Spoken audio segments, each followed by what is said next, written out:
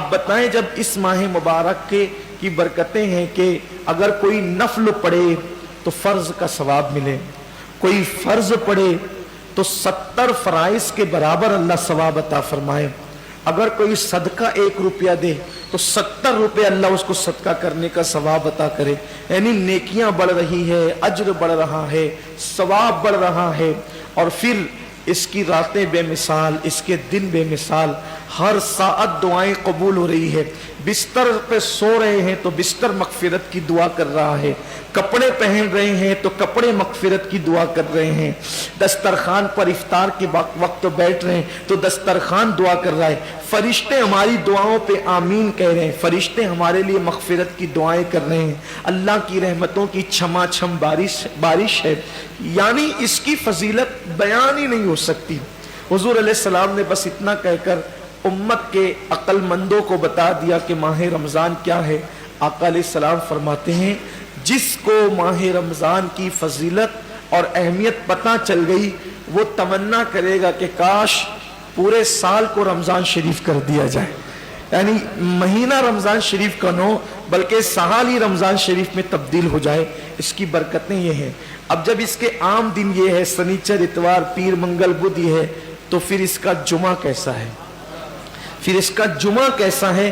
جیسے ہی جمعرات کا سورج غروب ہوتا ہے اور جمعہ کا چاند گویا طلوع ہوتا ہے، ہر سیکنڈ ہر لمحہ 60,000 جہنمیوں کی مغفرت کی جاتی ہے، یعنی ایسے لوگ جن کے نام جہنم کے رجسٹر میں لکھ دیے گئے، یہ جہنم میں جائے گا، یہ جہنم میں جائے گا، یہ جہنم، ایسے لوگوں کو اللہ کہتا ہے انہیں بخش دیا، انہیں بخش دیا۔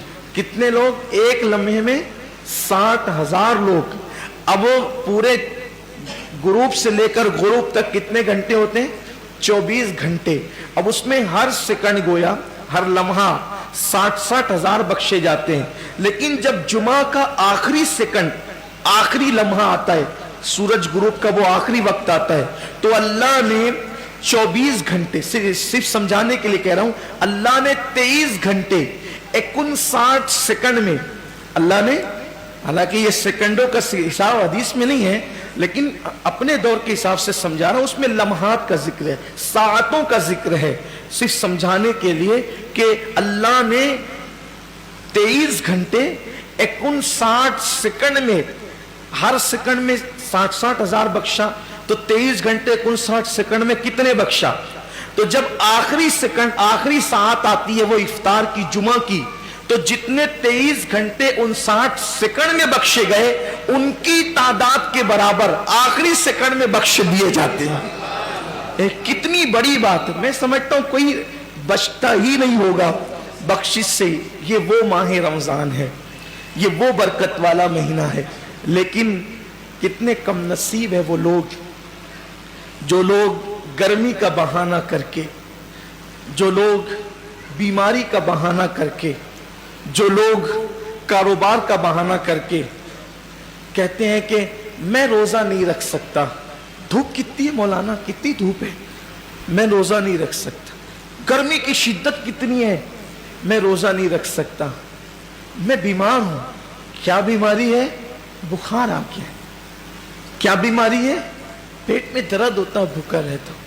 کیا مسئلہ ہے؟ وہ گٹکے کے بغیر زندہ نہیں رہ سکتا۔ انا للہ و انا الیہ راجعون۔